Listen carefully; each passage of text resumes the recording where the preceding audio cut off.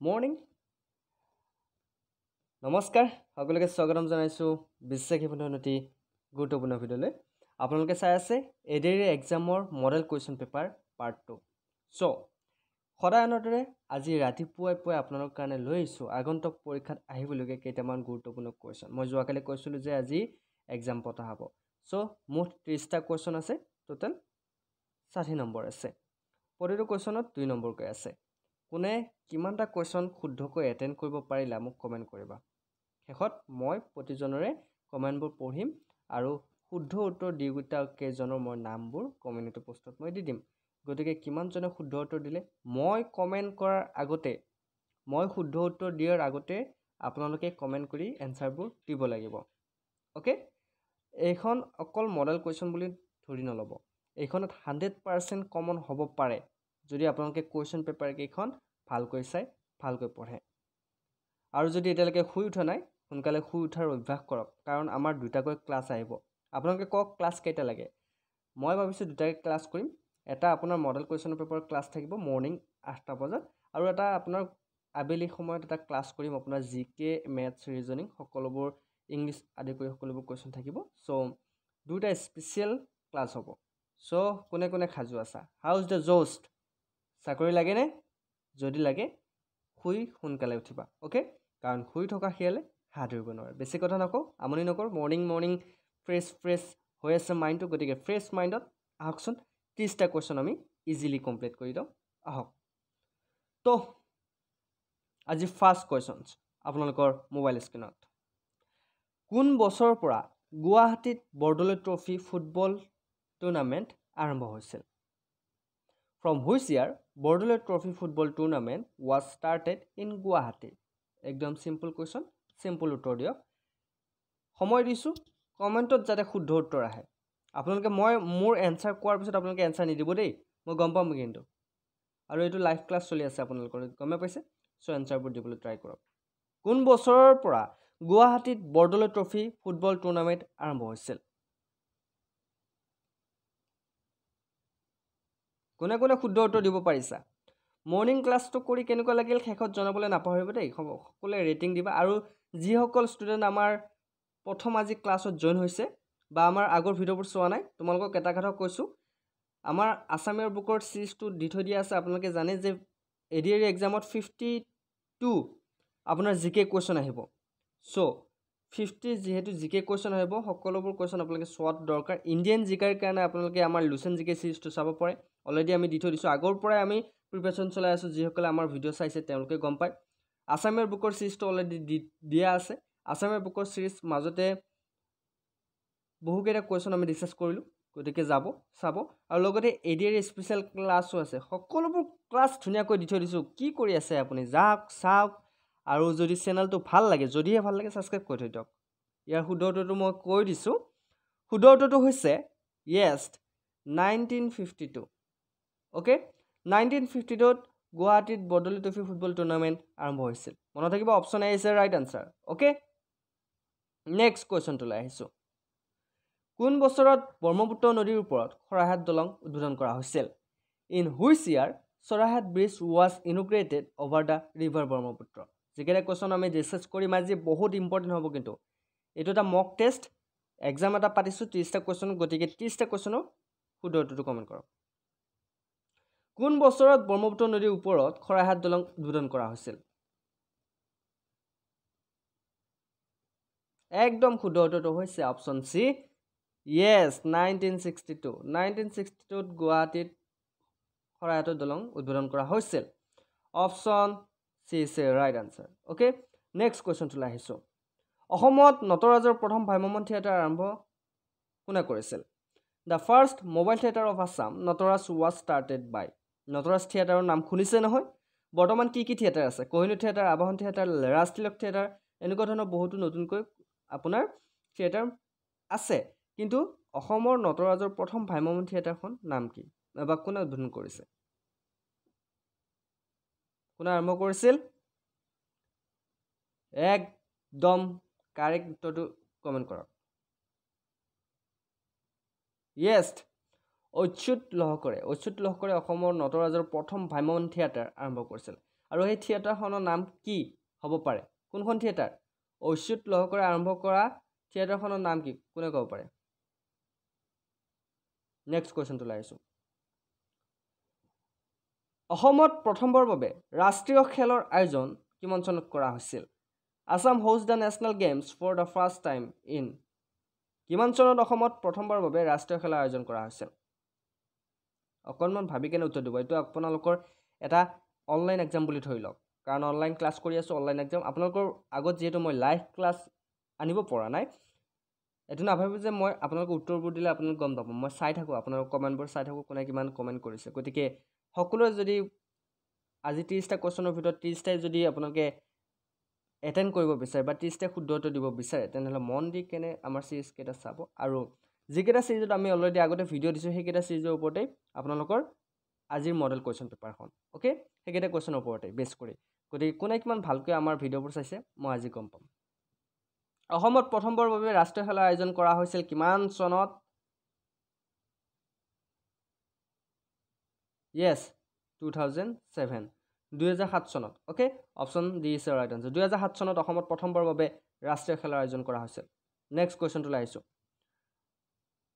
the Ahoms originally came from আহোমসকল ক'ৰ পৰা আহিছিল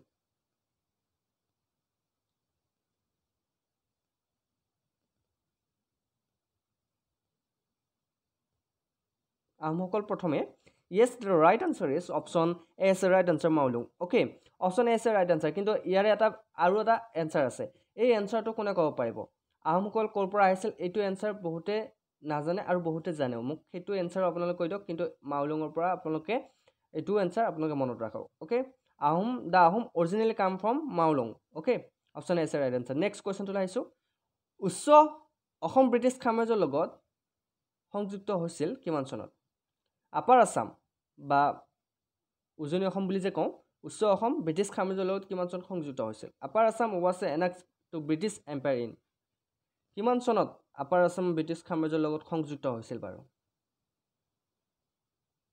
চনটো ক'ব পাৰিব য়েছ পাৰিম ক'ব পাৰিম অ'কে কৈ দিছোঁ 1838ত আপাৰ আছাম বা উচ্চ অসম ব্ৰিটিছ সাম্ৰাজ্যৰ লগত সংযুক্ত হৈছিল চনটো মনত ৰাখিব কিমান চনত সংযুক্ত হৈছিল মই আকৌ সুধিম কেতিয়াবা মাজতে সুধি দিম কিন্তু মই উচ্চ অসম ব্ৰিটিছ সাম্ৰাজ্যৰ লগত কিমান চনত সংযুক্ত হৈছিল yes option B is right answer 1838 okay 1838 চনত কিমান চনত 1838 চনত উচ্চ অসম ব্ৰিটিছ সাম্ৰাজ্যৰ লগত সংযুক্ত হৈছিল নেক্সট কুৱেশ্যনটোলৈ আহিছোঁ 1976 চনৰ পৰা 1980 খ্ৰীষ্টাব্দৰ ভিতৰত বৰগোহাঁই আৰু বুঢ়াগোহাঁয়ে প্ৰশাসন অব্যাহত ৰাখিছিল তেওঁলোকৰ পিছত পৰৱৰ্তী আহোম ৰজা কোন আছিল during 1376 to 1380 AD the Borgohain and Burhagohain carried on the administration who was the next Ahom king after them এই কুৱেশ্যনটো অকণমান টাফ চ' মন দিব ভালকৈ কোন আছিল পৰৱৰ্তী আহোম ৰজা কোন আছিল চুটাফা চুক্ৰাংফা টাওখামতি চুলিকফা ইয়াৰ শুদ্ধ উত্তৰ কোনটো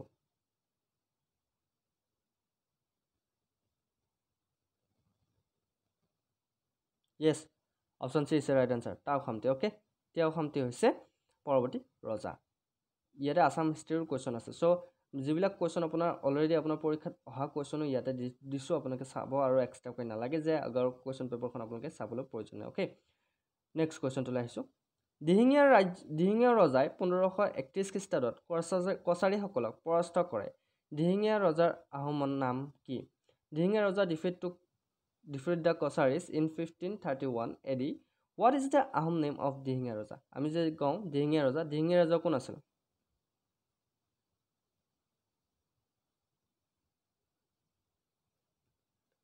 কোনে ক'ব পাৰে মই ৰজা কেইজনৰ নাম অলৰেডি দি থৈ দিছিলোঁ কিন্তু এটা ভিডিঅ'ত মই ভিডিঅ'টো কমিউনিটি পোষ্টত দি দিম আকৌ কোনে কোনে চোৱা নাই চাব পাৰে যে আহোম ৰজাসকলৰ যিটো আপোনাৰ হিন্দু নাম সেই নাম আৰু আহোম ৰজাসকলৰ অন্য নাম গোটেইকেইটা নামে আমি দিয়া আছে এক্সট্ৰাকৈ ছেপাৰেট ভিডিঅ' বনাইছোঁ সেই ভিডিঅ'টো চালে আপোনালোকে আৰু পাজল নালাগে অ'কে সেই ভিডিঅ'টো মই কমিউনিটি পোষ্টত দি দিম আজি চ' চাব কোনে কোনে চোৱা নাই য়েছ চুহুংমুং দিহিঙীয়া ৰজা নাম শুনিছে নহয় yes option B is right answer চুহুংমুং দিহিঙীয়া ৰজা চুহুংমুঙক কি ৰজা বুলি কোৱা হয় দিহিঙীয়া ৰজা বুলি কোৱা হয় মনত থাকিব থাকিল পাৰিম এতিয়া গুড নেক্সট কুৱেশ্যনটোলৈ আহিছোঁ তলৰ কোনটো সাংস্কৃতিক অনুষ্ঠানৰ জন্ম হৈছিল অসম চুক্তিৰ পৰা which of the following cultural institution was born out of Assam accord okay কুৱেশ্যনটো মন দিব যে ইয়াৰ ভিতৰত তলৰ কোনটো সাংস্কৃতিক অনুষ্ঠানৰ জন্ম হৈছিল অসম চুক্তিৰ পিছৰ পৰা বা অসম চুক্তিৰ পৰা কোনটো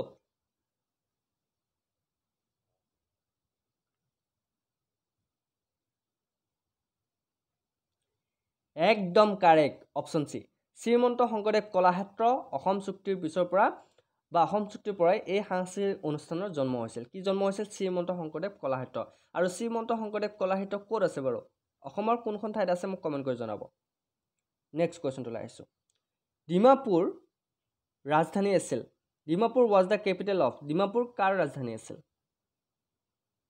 কোনটো ডাইনেষ্টিৰ ৰাজধানী আছিল ডিমাপুৰ অ'কে মন দিছে কুৱেশ্যনকেইটা কেনেকুৱা লাগিছে কুৱেশ্যন টাফ হয় নে ইজি হয় এনেকুৱা ধৰণৰ কুৱেশ্যন আপোনালোকে এদিন দেখা পাব ইয়াতকৈ টান কুৱেশ্যন দেখা পাব চ' ইগন'ৰ নকৰিব দেই কুৱেশ্যনকেইটা কাৰণ ইয়াৰ ভিতৰত আপোনাৰ কেইটা কুৱেশ্যন আহে কিন্তু আপুনি নিজেও নাজানে য়েছ ডিমাপুৰ আছিল ভূঞাসকলৰ ৰাজধানী অ'কে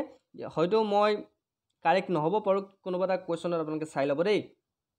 কিবা ডাউট আছে যদি আছে নেকি ডাউট ডিমাপুৰ কাৰ ৰাজধানী আছিল ভূঞাসকলৰ ৰাজধানী নেক্সট কুৱেশ্যনটোলৈ আহিছোঁ কনৌজ ধৰ্মীয় উৎসৱত অসমৰ কোনজন ৰজাই অংশগ্ৰহণ কৰিছিল which king of Assam is participate in the Kannauj religious festival most important question কোনজন ৰজাই অংশগ্ৰহণ কৰিছিল বেছি সময় নাই আমাৰ হাতত দেই মাজত মাত্ৰ আৰু 44 ডেইজ আছে The right answer is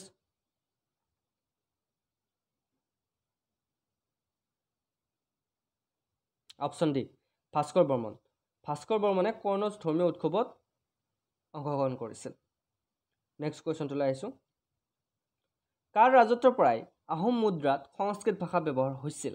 from which reign Sanskrit language was use in Ahom coins কাৰ ৰাজত্ব কালত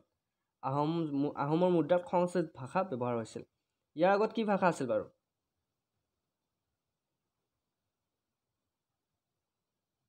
য়েছ স্বৰ্গদেউ ৰুদ্ৰসিংহৰ দিনত আহোম মুদ্ৰাত সংস্কৃত ভাষা ব্যৱহাৰ কৰা হৈছিল কাৰ দিনত ৰুদ্ৰসিংহৰ দিনত মনত থাকিব নেক্সট কুৱেশ্যনটোলৈ আহিছোঁ ভগদত্তৰ কন্যা বুলি তলৰ কাক গণ্য কৰা হয় ইয়াৰ ভিতৰত কাক ভগদত্তৰ কন্যা বুলি গণ্য কৰা হয় okay which of the following is considered as the daughter of Bhagadatta ভগদত্তৰ কুৱেশ্যনটো এনেকুৱা ধৰণৰ আহিব পাৰে যে ভগদত্তৰ জীয়ৰীৰ নাম কি অ'কে কুৱেশ্যনটো অকণমান ট্ৰিকলি দিয়া থাকিব চ' মন দিব যে ভগদত্তৰ কন্যাগৰাকীৰ নাম কি ভগদত্তৰ ছোৱালীৰ নাম কি কোনে কোনে এতিয়ালৈকে 13টা কুৱেশ্যন কাৰেক্ট দিব পাৰিলা বাৰু নামবোৰ দিবা দেই আৰু এড্ৰেছবোৰ দিবা কোন ক'ৰ পৰা ময়ো চাওঁ যে মোৰ ভিডিঅ'বোৰ অসমৰ ক'ৰ পৰা চাই মানুহে অ'কে আৰু বিশ্বাসী বন্ধুৰ লগত বন্ধুত্ব কৰি আপোনালোকৰ লাভ হৈছে নে লোকচান হৈছে এইটো জনাবলৈ নাপাহৰিব দেই ইয়াৰ শুদ্ধ উত্তৰটো হৈছে অপশ্যন য়েছ এ ভানুমতী ভগদত্তৰ কন্যা হৈছে ভানুমতী মনত থাকিব নেক্সট কুৱেশ্যনটোলৈ আহিছোঁ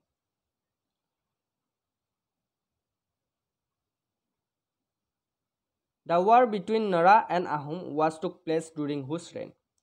নৰা আৰু আহোমৰ মাজত যুদ্ধ সংঘটিত হৈছিল কাৰ ৰাজত্ব কালত নৰা আৰু আহোমৰ মাজত যুদ্ধ সংঘটিত হৈছিল কাৰ ৰাজত্ব কালত সংঘটিত হৈছিল অপশ্যনকেইটা দিয়া আছে চাই লওক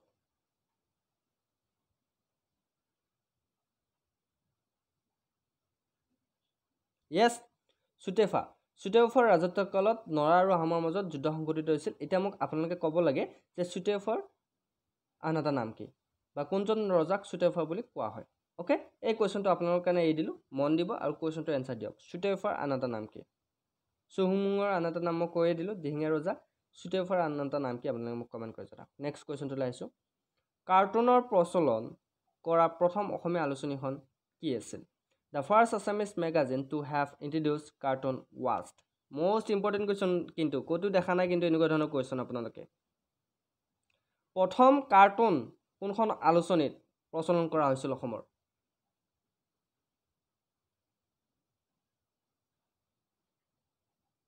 একদম কাৰেক্ট বাহি আলোচনীত প্ৰথমে কাৰ্টুন প্ৰচলন কৰা হৈছিল কোনখন আলোচনী বাহি আলোচনীত ওকে নেক্সট কোৱেশ্চন টো লাইছো বান ৰজাৰ প্ৰধানমন্ত্ৰী কোন আছিল হু was the prime minister of king বান ৰজাৰ প্ৰধানমন্ত্ৰী কোন আছিল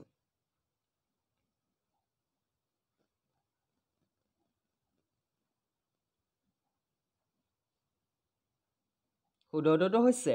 অপচন বি কুম্ভাণ্ডা বান ৰজাৰ প্ৰধানমন্ত্ৰী আছিল কুম্ভাণ্ডা ওকে মনত থাকিব না নাথাকে নেক্সট কোৱেশ্চন টো লাইছো তাম্ৰধ্বজ তলতিয়া বংশৰ কোনটো ৰজা আছিল Tamradhwaj was the king of which of the following dynasty Tamradhwaj কোন ডাইনেষ্টি আছিল নাম শুনিছে নহয় তাম্ৰধ্বজ কোন ডাইনেষ্টি আছিল একদম correct Kachari dynasty okay option D is the right answer Kachari বংশৰ ৰজা আছিল তাম্ৰধ্বজ মনত থাকিব নেক্সট কোৱেশ্চন তুলাই আহিছো the Dighali Pukhuri in Guwahati is associated with Guwahati Dighali পুখুৰীৰ সৈতে জড়িত ইয়াৰ ভিতৰত কোনটো গুৱাহাটী দীঘলী পুখুৰীৰ সৈতে জড়িত কোনজন ৰজা জড়িত বাৰু গুৱাহাটী দীঘলী পুখুৰীৰ লগত বা কোনে গুৱাহাটী দীঘলী পুখুৰী খান্দিছিল কোৱেশ্চনটো এনেধৰণে আহিব পাৰে সো মন দিব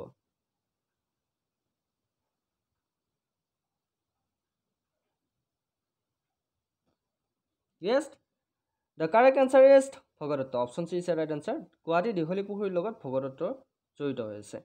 গতিকে option C is right answer next কোৱেশ্চনটো লাইছো প্ৰাগজ্যোতিষপুৰত ৰজাই হিন্দু ধৰ্ম প্ৰতিষ্ঠা কৰিছিল কোনজন ৰজাই ৰজাজনৰ নাম কি কওকচোন Hinduism was established in Pragjyotispur by the which king কোনজন ৰজা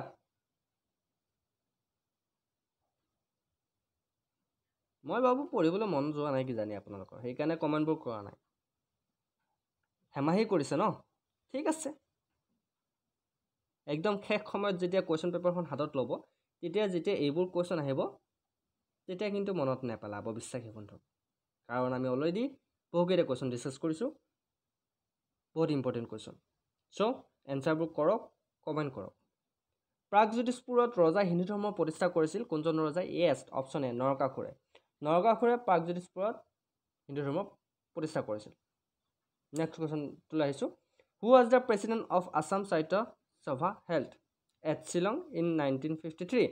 1953 চনত শ্বিলঙত অনুষ্ঠিত অসম সাহিত্য সভাৰ সভাপতি কোন আছিল এটো কোৱেশ্চন কিন্তু অলপমান মন দিব লাগে কাৰণ পলিটিক্যাল কোৱেশ্চন বিলাক এনেকুৱা ট্ৰিকি কোৱেশ্চন আহে কিন্তু পৰীক্ষাত 1953 চনত শ্বিলঙত অনুষ্ঠিত অসম সাহিত্য সভাৰ সভাপতি কোন আছিল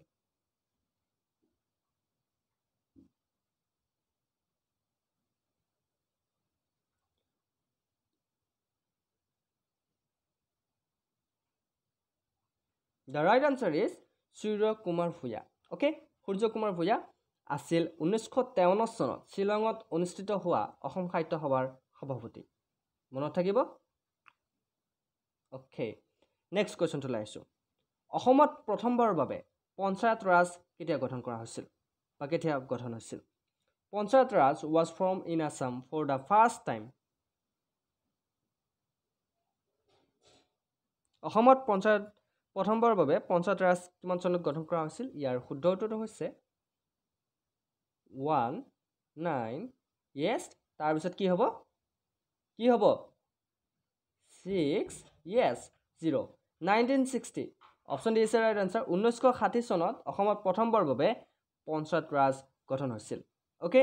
নেক্সট কোৱেশ্চন টো লাইছো ঔপনিবেশিক শাসনৰ সময়ত কোনখন প্ৰদেশৰ সৈতে অসমক টেক কৰা হৈছিল Assam was take with which provision during colonial rule okay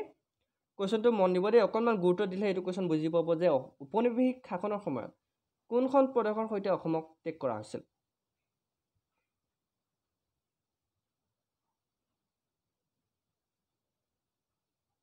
শুদ্ধটো হৈছে option C Sylhet okay Sylhet ঔপনিবেশিক শাসনৰ সময়ত কোনখন প্ৰদেশৰ সৈতে অসমক টেক কৰা হৈছিল সিলেটৰ লগত অসমক ত্যাগ কৰা হৈছিল মনত থাকিব নেক্সট কুৱেশ্যনটো লাইছো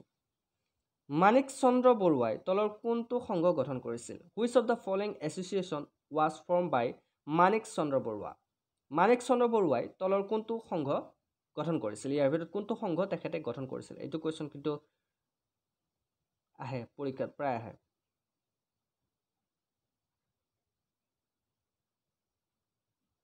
শুদ্ধটো হৈছে আসাম এছ'চিয়েশ্যন মানিক চন্দ্ৰ বৰুৱাই গঠন কৰিছিল নেক্সট কুৱেশ্যনটো লাইছো চুকাফা অসমলৈ অহাৰ সময়ত মৰাণৰ ৰজা কোন আছিল who was the king of the Moran when Sukaphaa came to Assam Sukaphaa যেতিয়া অসমলৈ আহিছিল তেতিয়া মৰাণৰ ৰজা কোন আছিল বাৰু কোনে ক'ব পাৰিব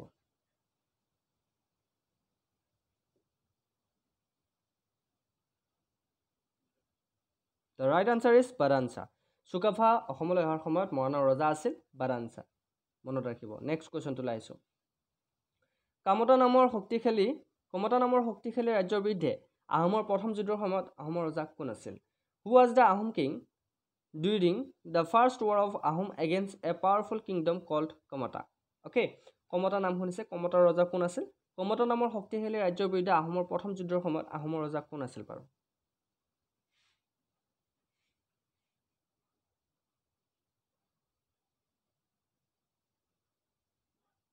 Yes, শুদ্ধটো হৈছে Sukaphaa option D is right answer Sukaphaa আছিল সেই সময়ত আহোমৰ ৰজা ওকে মনত থাকিব নেক্সট কুৱেশ্যনটো লাইছো অসমৰ প্ৰথমটো ৰাজনৈতিক সংগঠন অসম এছ'চিয়েশ্যন গঠন কিমান চনত কৰা হৈছিল the Assam association the first political organisation in Assam was form in কেতিয়া গঠন কৰা হৈছিল অসম এছ'চিয়েশ্যন এইটো কুৱেশ্যন যোৱাবাৰ এডিআৰ পৰীক্ষাত দেখিছে আপোনালোকে যে আসাম এছ'চিয়েশ্যন কেতিয়া গঠন কৰা হৈছিল 1903 1903 চনত আসাম এছ'চিয়েশ্যন গঠন কৰা হৈছিল কিমান চনত 1903 চনত চনটো মনত ৰাখিব প্ৰায় পৰীক্ষাত আহি থকা কুৱেশ্যন আমি ডিছকাছ কৰি আছোঁ নেক্সট কুৱেশ্যনটোলৈ আহিছোঁ অসমত প্ৰথম ৰেলপথ মুকলি কৰা হৈছিল ক'ৰ পৰা ক'লৈ the first railway line was open in Assam between ক'ৰ মাজত অসমৰ প্ৰথম ৰেলপথ মুকলি কৰা হৈছিল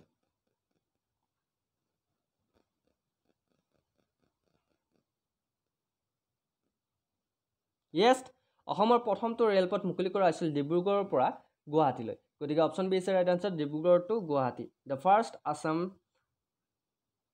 ৰেলৱে পথ নেক্সট কুৱেশ্যনটো লাইছোঁ লৰ্ড কাৰ্জনে কাজিৰঙাক সংৰক্ষিত অঞ্চল হিচাপে কিমান চনত ঘোষণা কৰিছিল the Kaziranga was announced as protected area by Lord Curzon at Lord কাৰ্জনে কাজিৰঙাক সংৰক্ষিত অঞ্চল হিচাপে কিমান চনত ঘোষণা কৰিছিল কোনে ঘোষণা কৰিছিল কাজিৰঙাক সংৰক্ষিত অঞ্চল হিচাপে লৰ্ড কাৰ্জনে ঘোষণা কৰিছিল এইটো কুৱেশ্যন এনেধৰণৰ আহিব পাৰে কিমান চনটো কিমান য়েছ একদম কাৰেক্ট অপশ্যন দিছে ৰাইট আনসাৰ 1908 অ'কে 1908 চনত লৰ্ড কাৰ্জনে কাজিৰঙাক সংৰক্ষিত অঞ্চল হিচাপে ঘোষণা কৰিছিল কোনে ঘোষণা কৰিছিল কুৱেশ্যনটো এনেধৰণে আহিব পাৰে কাজিৰঙাক সংৰক্ষিত অঞ্চল হিচাপে কোনে ঘোষণা কৰিছিল তেতিয়া মনত ৰাখিব লৰ্ড কাৰ্জনে কিমান চনত 1908 চনত নেক্সট কুৱেশ্যনটো আহিছোঁ অসমৰ প্ৰথমখন চিকিৎসা মহাবিদ্যালয় ক'ত প্ৰতিষ্ঠা কৰা হৈছিল the first medical college of Assam was established at কিমান চনত প্ৰতিষ্ঠা কৰা হৈছিল সেই চনটো মোক আপোনাক কমেণ্ট কৰিব মই আপোনাক কুৱেশ্যনটো এইটো সুধিছোঁ যে অসমৰ প্ৰথমখন চিকিৎসা মহাবিদ্যালয় ক'ত প্ৰতিষ্ঠা কৰা হৈছিল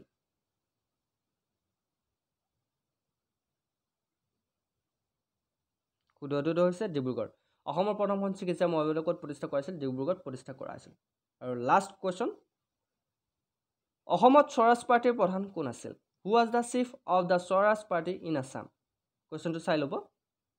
অসমত স্বৰাজ পাৰ্টিৰ প্ৰধান কোন আছিল এইকেইটা হ'ল অপশ্যন শুদ্ধটো মোক কমেণ্ট কৰক অসমত স্বৰাজ পাৰ্টিৰ প্ৰধান কোন আছিল অকণমান টাইম দিছোঁ এইটো উত্তৰ মোক কমেণ্ট কৰক